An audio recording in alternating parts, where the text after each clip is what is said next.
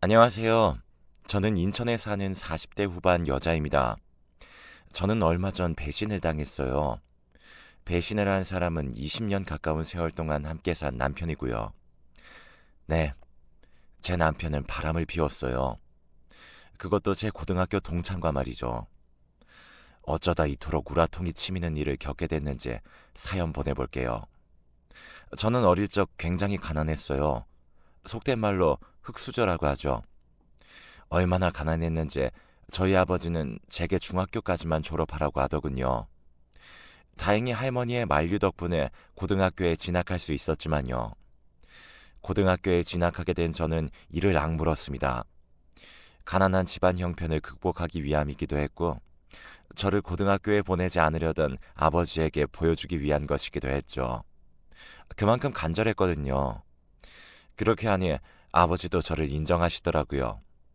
물론 제가 공부만 한 건 아니었어요. 공부를 열심히 하는 와중에도 교우 관계는 원만했습니다. 그 중에서도 가장 친한 친구는 짝꿍인 선이었어요. 선이는 피부도 하얗고 얼굴도 참 예쁜 아이였습니다. 공부를 잘 못하긴 했지만 예쁘게 태어나서 시집갈 걱정은 하지도 않았죠. 예쁜 얼굴을 가지지 못한 저는 선이가 참 부러웠어요. 그렇게 단짝이었던 선이가 내 뒤통수를 칠 줄은 그때는 상상조차 못했었네요. 아무튼 그런 학창 시절을 졸업한 후 저는 중견기업의 사무직원으로 취직하게 되었어요. 고소득이라고 할 수는 없지만 또래 여자들보다 월급이 높았기에 기분이 좋았죠. 그렇게 몇 년 뒤에 소식이 들려왔어요. 단짝 친구인 선이가 결혼을 했다는 소식이었습니다. 20대 초반의 결혼이라니 친구들은 엄청 놀랐지만 남편의 재력을 듣고는 그럴 만하다며 고개를 끄덕였어요. 남편의 직업이 의사인데다가 시아버지 직업 또한 병원장이기 때문이었죠. 친구들은 선의를 부러워했습니다. 예쁜 얼굴 가지고 시집 잘 갈 것 같다고 생각하긴 했지만 실제로 잘 가게 되니 엄청나게 부러웠던 거죠. 그렇게 몇 년 후 회사 생활을 하던 저 역시 결혼을 하게 됐어요. 남편은 저희 회사 과장으로 평범한 능력을 가진 사람이었습니다. 남편을 많이 사랑한 덕분인지 신혼생활과 동시에 아이가 덜컥 생겨버리더군요. 그래서 어쩔 수 없이 일을 그만두게 되어 저는 육아에 전념하기로 했습니다. 그러던 어느 날 남편이 제게 중요하게 할 말이 있다면서 충격적인 말을 꺼내더군요. 진지하게 말을 꺼냈어요. 여보, 나 회사 이번 달까지만 다니려고. 어? 그게 무슨 소리야? 박 부장 있지? 이번에 명예퇴직 당하셨어. 이제 내 차례도 언제 올지 몰라. 그러니까 잘리기 전에 그만두고 내 사업 시작하려고. 사업? 무슨 사업을 하려고? 내 친구 영식이 알지? 걔가 몇 년 전에 회사 나와서 치킨집을 차렸거든? 근데 그게 대박이 나서 이번에 3호점을 냈더라고. 그 자식도 했는데 나라고 못하겠어? 나도 치킨집 한번 차려서 대박 한번 내볼게. 여보, 사업을 하는 거는 좋은데 왜 사업이 요식업이야? 당신이 나랑 결혼하고 주방 한번 들어와 본 적이 있어? 그런 것도 아니면서 회사 다니던 사람이 어떻게 갑자기 치킨집을 차려? 저는 남편을 만류했어요. 하지만 한번 사업에 꽂힌 남편을 말리기는 정말이지 쉽지가 않더군요. 결국 남편은 퇴사를 한 후 퇴직금과 살고 있는 집을 담보로 대출을 받아 치킨집을 크게 차렸습니다. 솔직히 못 믿어봤지만 남편이 하는 일이라 잠자코 지켜봤죠. 그런데 이 사람이 시간이 아무리 지나도 월급을 도통 가져다 주지 않더군요. 대체 왜 생활비를 주지 않냐고 물어도 투자금으로 썼으니 일단 있는 걸로 버티라고 하더군요. 하지만 그게 6개월이 지나가자 저는 결국 한 소리를 하고 말았어요. 당신 대체 뭐 하는 거야? 아니, 돈을 그렇게 끌어다가 가게를 차렸으면 무슨 얘기가 있어야 할 거 아니야. 내가 지금 뭐 큰돈 달래? 그냥 생활비만 달라는 거잖아. 근데 왜 아무 얘기도 없는 건데? 나는 그렇다 쳐도 애는 어떡하라고? 제가 굶는 건 괜찮아도 제 아이가 굶는 건 참을 수 없던 저는 그동안 참아둔 분노를 폭발시켰어요. 하지만 남편은 알겠다는 말만 반복하더군요. 그렇게 재촉하면 일이 더 안 풀린다는 얘기만 하고요. 하지만 6개월 뒤에 남편은 가게를 폐업했다는 소식을 전하더군요. 알고 보니 남편의 치킨집은 장사가 잘 된 적이 한 번도 없었고 엄청난 유지비를 대출로 메우고 있었어요. 그 얘기를 듣자마자 어찌나 어이가 없던지 세상이 무너지는 것 같았습니다. 그동안 남편을 철석같이 믿고 가게 사정을 들여다보지 않던 제 자신이 참 바보처럼 느껴지더군요. 아무튼 그렇게 저희는 빚더미에 앉게 되었어요. 빚독촉을 하는 고지서는 매일매일 쌓여가는데 남편은 집에서 소주만 연거푸 들이키더군요. 애는 우는데 돈은 없는 상황이 정말이지 지옥 같았어요. 돈을 구해야만 했죠. 하지만 대출이 쌓여있는 상황에서 제게 돈을 빌려줄 기관은 없었어요. 그런 상황에서 떠오른 게 고등학교 동창 선이었습니다. 어릴 적 자매처럼 지낸 데다가 유복한 집안에 시집을 간 선이라면 제게 도움을 줄 수 있을 거란 생각을 했어요. 결심이 선 저는 곧바로 선이에게 전화를 걸었습니다. 현수가 오랜만이네. 무슨 일이야? 선이야. 잘 지냈어? 사실 다른 게 아니라 갑자기 연락해서 이런 말 하는 게 갑작스럽겠다는 거 너무나 잘 아는데 내가 너무 힘들어서 미안하지만 딱 200만 원만 빌려줄 수 있을까? 이번에 남편이 가게를 정리해서 빚이 많은데 당장 생활비가 없어서 이렇게 부탁 좀 할게. 저는 간절한 심정으로 선희에게 부탁했어요. 솔직히 더 많은 금액이 필요했지만 친구에게 연락해 돈을 꾸는 게 미안해서 당장의 생활비만 부탁했죠. 그렇게 큰 금액이 아니었기에 돈을 빌릴 수 있을 거라 생각하기도 했고요. 하지만 제 예상과는 달리 선희는 제게 싸늘한 반응을 보이더군요. 돈? 미안한데 난 아무리 가까운 사이라도 돈 거래는 안 해. 그러니까 돈은 못 빌려주겠다. 선희야, 정말 미안한데 이번 딱 한 번만 부탁하면 안 될까? 내가 어디에도 돈을 빌릴 수가 없어서 그래. 내가 굶는 건 상관없는데 우리 애기까지 굶고 있어서 그래. 부탁 좀 하자. 어? 너도 애 엄마니까 이게 어떤 심정인지 알 거 아니야. 아니 얘가 왜 이래? 안 된다고 말했잖아. 그리고 내가 애 엄마인 거랑 너랑 무슨 상관인데? 그 애가 내 애야? 네가 남편 잘못 만나서 애 분유값도 못 버는 걸 왜 내 탓을 하니? 정말 어이가 없어서. 됐고 난 끊을 테니까 돈이나 꿀 거면 다시 전화하지 마. 선희는 그렇게 말하며 매몰차게 전화를 끊더군요. 돈이 없는 것도 서러운데 친구까지 잃으니 정말 가슴이 미어졌습니다. 돈 앞에서는 우정이고 사랑이고 없다더니 이게 딱 그 짝인가 싶었죠. 아무튼 날이 갈수록 불어나는 빚을 감당하지 못한 저희는 담보로 걸린 집을 넘기고 쪽방으로 이사를 갔어요. 다리 하나도 뻗기 힘든 좁은 방에 있으니 정말 막막하더군요. 솔직히 정상적인 사람이라면 해서는 안 될 상상까지 했어요. 하지만 활짝 웃는 아이를 보니 그것도 참아 못하겠더군요. 그래서 저는 죽을 용기로 어떻게든 살아보겠다고 생각을 했어요. 그리고 무슨 일이든 정말 닥치는 대로 했답니다. 새벽같이 일어난 저는 신문 배달부를 시작해 식당일, 건물 청소일, 전단지 배포, 대리운전 등 별의별 일을 다 했어요.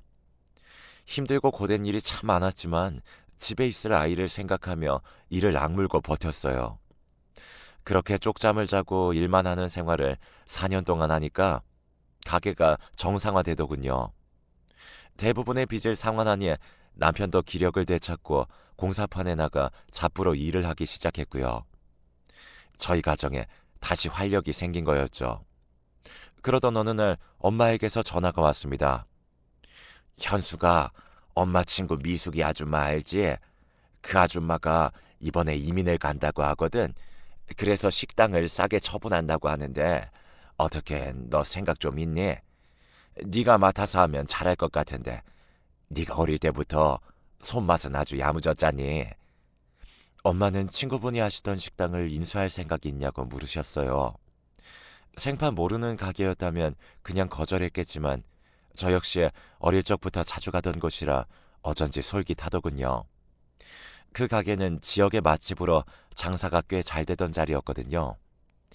일단 전화를 끝낸 저는 남편에게 상의했어요. 여보, 우리 엄마 친구분 중에 왜 미숙이 아줌마 알지? 그분이 이번에 이민을 가시는데 가게를 급하게 처리하느라고 싸게 넘기신 모양이야. 그래서 내가 거길 좀 맡아서 해보고 싶은데 어떻게 생각해? 그래? 잘 되네.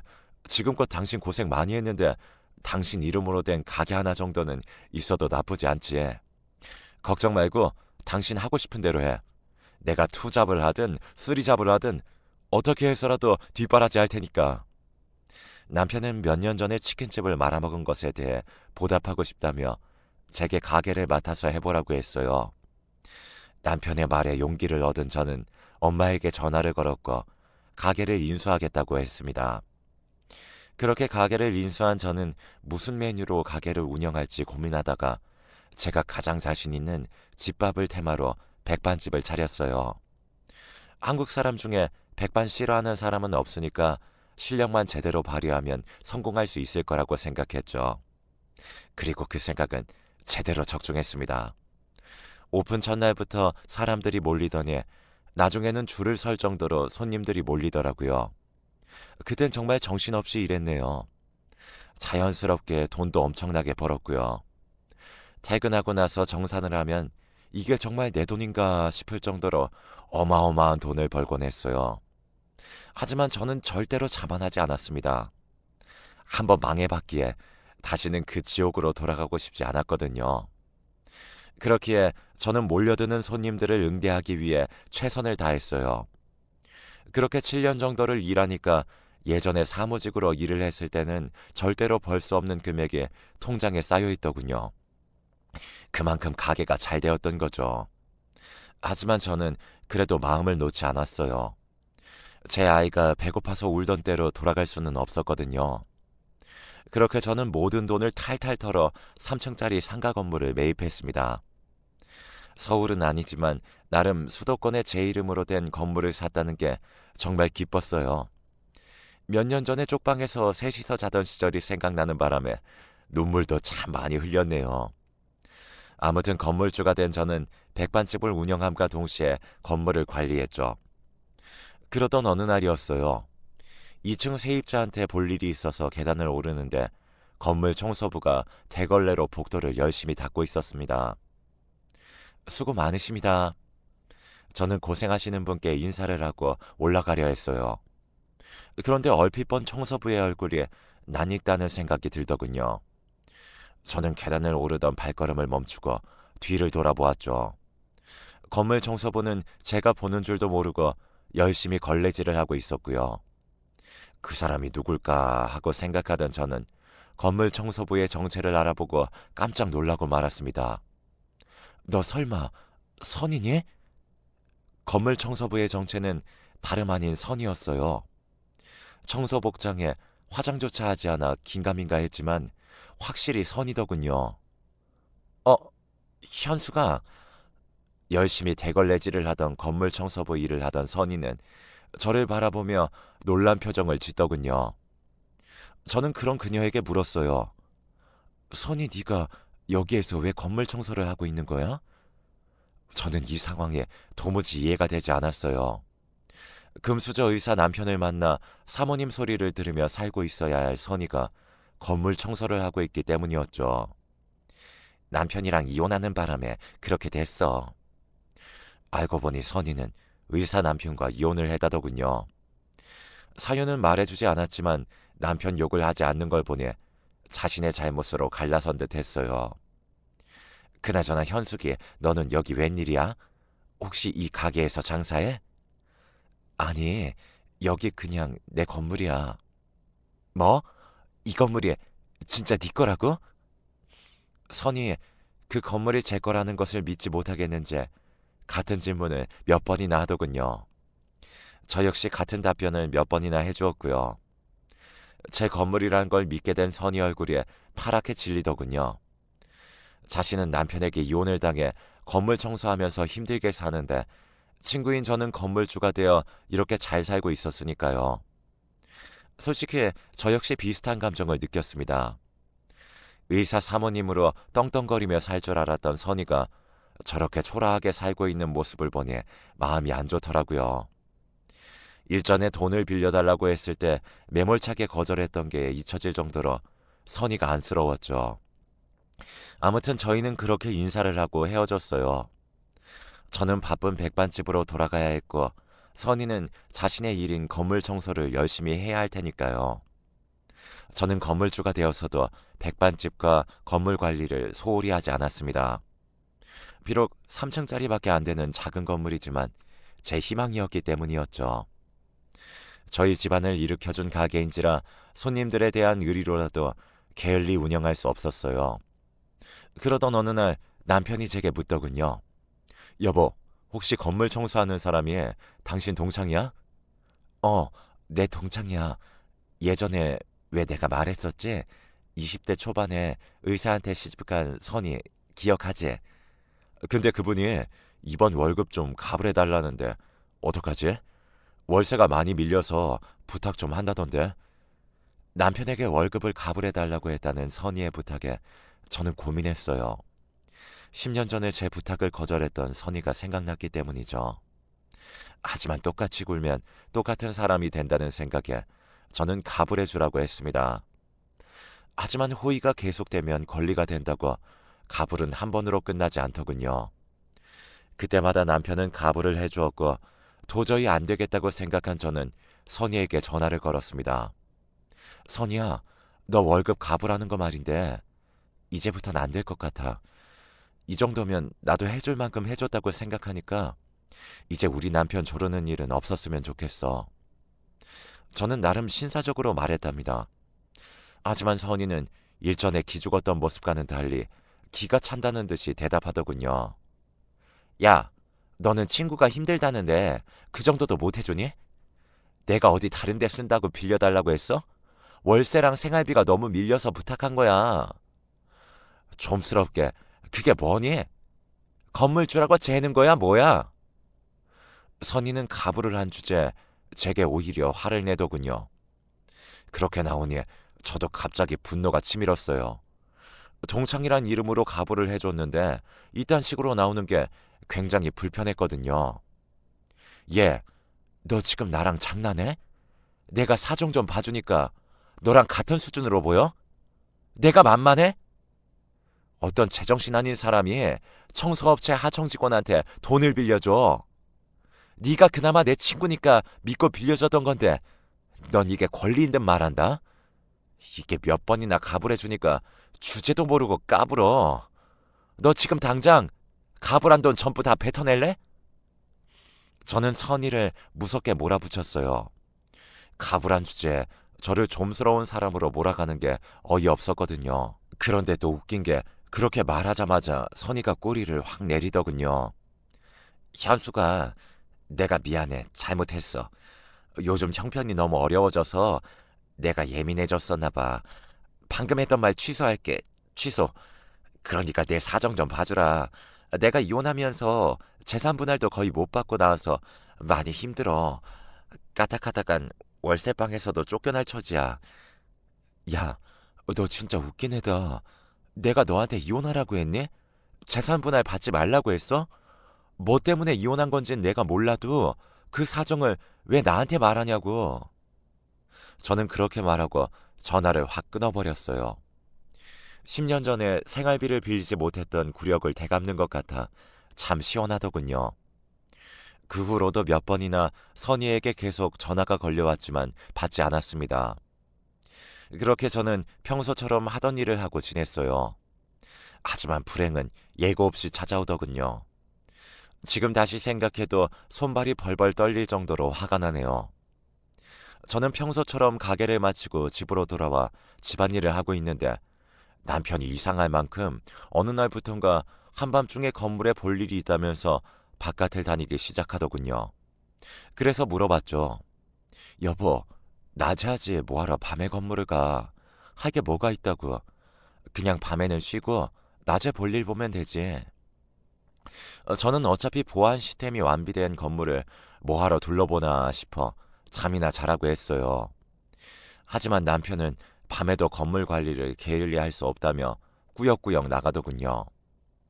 처음에는 그냥 그런가 보다 했어요. 하지만 하루 이틀 그렇게 나가는 걸 보니 나중에는 자꾸만 의심이 들기 시작하더군요. 그래서 저는 나를 잡고 남편의 뒤를 밟아보기로 했답니다. 그렇게 조용히 뒤를 밟으니 남편은 정말 건물로 들어가더군요. 정말 건물이 걱정되어서 그랬나 보구나 하고 생각했던 저는 일단 끝까지 확인하자는 생각에 남편이 들어간 지 10분 후에 조용히 건물 안으로 들어갔어요. 그런데 남편은 어떤 여자와 들어가더라고요.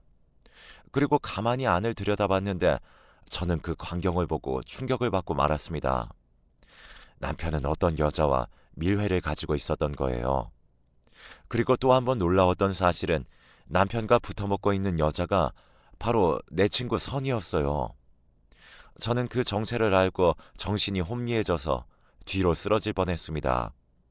어떻게 다른 사람도 아니고 학창 시절을 함께 다닌 아내 친구랑 그런 짓을 할 수가 있는지 저는 남편과 선의의 그 막장 행각을 보고 분노해서 득달같이 그 안으로 달려들어갔죠.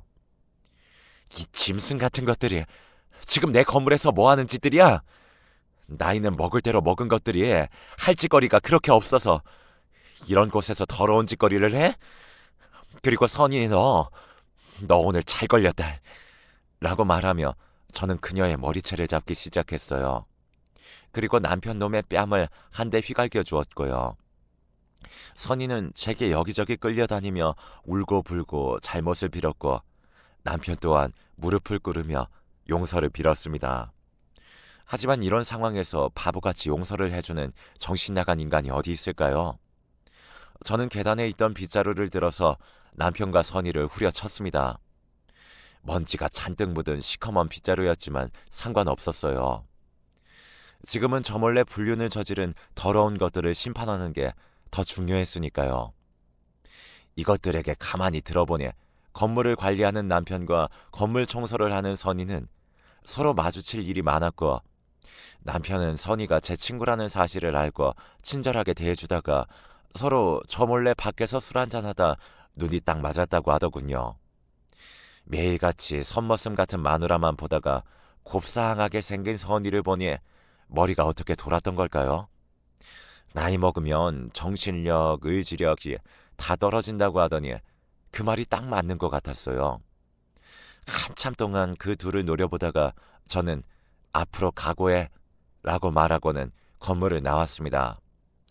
그리고 밤 늦은 시간임에도 시댁에 전화를 걸어 남편의 만행을 고발했어요. 이혼하겠다는 말을 덧붙였고요.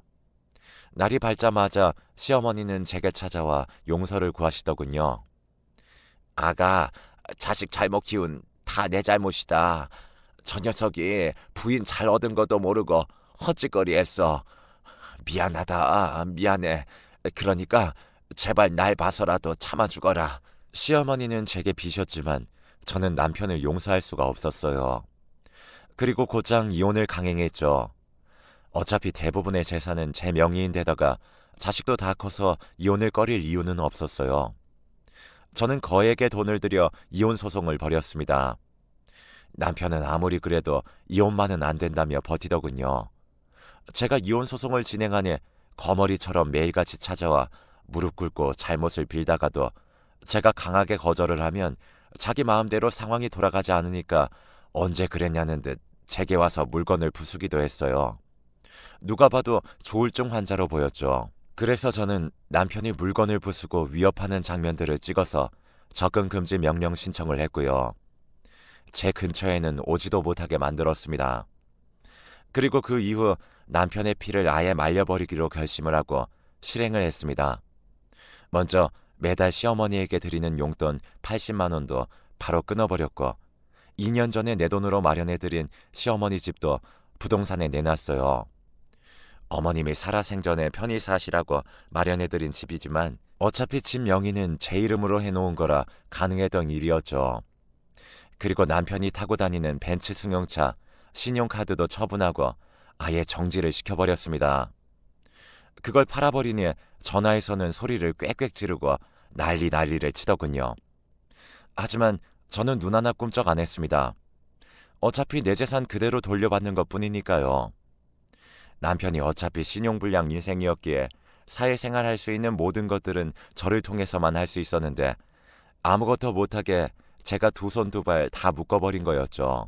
과거에 한번 남편 신용불량 풀려고 한 적이 있었는데 남편이 그러더라고요. 어차피 당신이 있는데 뭐하러 그렇게 해. 당신 명의로 생활하면 되지. 라고 말이죠. 남편은 모를 겁니다. 지금 그 발언이 자기 인생을 처참하게 만들 수가 있고 후회할 말이었다는 사실을요. 본인도 이런 일이 벌어질 줄은 아마 꿈에도 생각을 못했겠죠. 남편은 어느 날 전화해서는 서럽게 울면서 말하더군요. 진짜 당신 무섭다. 꼭 이래야겠어? 아무리 그래도 어머님 집은 사실 때까지 살게 해드려야지. 지금 당신 집 한다는 소리를 듣고 한숨도 못 주무시고 있어. 내가 이렇게 부탁할게. 다른 건 다 당신 원하는 대로 하더라도 어머니 집만은 살 수 있게 해줘. 라면서 다 자기 때문에 어머니가 길거리에 나앉게 생겼다면서 울기 시작하는데 차마 들어줄 수가 없었어요. 아이고 이 사람아, 다 자업자득이야. 당신이 벌인 그 일 때문에 여러 사람이 고통받고 있어. 이런 게 겁났으면 그런 짓을 하지 말았어야지. 그리고 내가 왜 당신 부탁을 들어줘야 하는데? 당신과 이혼하면 이제 어머님도 나하고 남남이야. 그러니까 당신이 일을 해서 어머님을 모시든 말든 당신이 알아서 해. 그렇게 저는 매정하게 전화를 끊어버렸습니다. 그 이후 땡전 한 푼 없이 제게 쫓겨난 남편은 어디 공사판을 전전하고 있다고 하더군요.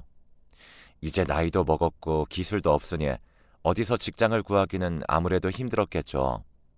얼마나 힘들었으면 아들에게 전화해서 100만 원을 빌려달라고 했다고 하더군요. 아무리 찌질해도 그렇게 찌질할 수가 있을까요? 아들도 그러더라고요. 엄마 힘들게 한 아빠는 정말 보고 싶지 않다고요. 한순간에 마누라도 잃고 자식도 잃은 남편이 전혀 불쌍하지도 않았네요. 오히려 속 시원하고 고소했어요. 지금은 그렇게 이혼 소송 중에 있습니다. 남편이 재산 분할을 요구하는 바람에 시간이 생각보다 길어지고 있네요. 그래도 어떻게든 저는 재산을 지키려고 해요. 다른 사람도 아닌 제 친구랑 바람을 피운 남편은 절대 용서할 수 없으니까요. 모든 걸 알아보니 그동안 선의가 가불에 갔던 건 선의가 힘들게 살고 있었던 걸 알고 있었던 남편이 선의에게 도움을 주기 위해 가불을 핑계로 제게 돈을 요구했었던 거였어요. 저는 선의에게도 철퇴를 내리쳤어요. 선의에게 따로 위자료 소송을 걸어서 2천만 원을 배상하라는 판결을 받았습니다. 2천만 원이 없던 선의는 제게 시간을 달라고 했지만 저는 먼지까지 탈탈 털 작정으로 선의가 살고 있는 집 보증금을 담보로 소송을 진행하고 있는 중이에요. 법원에서 과연 제 소송을 받아줄지 아니면 매달 나눠서 지급하라고 할지 알 수는 없지만 저는 지구 끝까지 찾아가서 받아낼 겁니다. 물론 제게 2천만 원은 있어도 그만 없어도 그만인 돈이지만 선의에게는 그 2천만 원이 자신의 삶에 있어서 가장 뺏기기 싫은 돈일 테니까요. 그렇게 저는 남편과의 소송, 선의와의 소송 결과를 각각 기다리고 있습니다. 변호사 말로는 조만간 결과가 나올 것 같다고 하는데 우선 기다려봐야겠죠. 제게 씻을 수 없는 죄를 지은 그들에게 꼭 벌을 주고 제 새로운 인생 살고 싶네요. 남의 눈에 눈물 나게 하는 사람들은 응당 벌을 받아야 일체 맞는 거라는 생각이 드니까요. 다들 힘든 시국에 조금만 더 힘내시고 우리 모두 활짝 웃을 수 있는 그날까지 아무쪼록 건강하고 좋은 일만 가득하시길 바라봅니다. 지금까지 제 사연 들어주셔서 감사합니다.